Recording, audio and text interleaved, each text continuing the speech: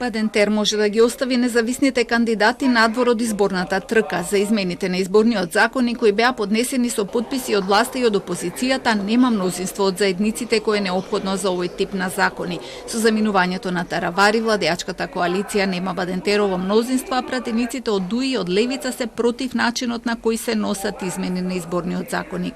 Неприфатливо е измени на изборниот законник да се носат без консензус со сите партии, освен со СДСМ која е во соработка со партијата на власт. Му даде поддршка на овој закон. За жал, овој пат измените се направени во канцелариите на ВМРО, ДПМН и СДСМ, без да се имплементираат препораките од извештајот на ОПСЕ од ИХР.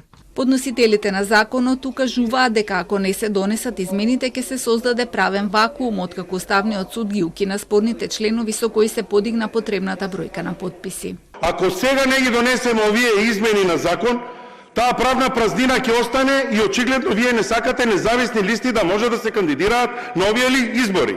И сега повикувате да има вклученост на сите заинтересирани во изборите, оние што имаат независни листи, политичките партии секако, ама не дозволувате таа правна празнина да ја надминеме.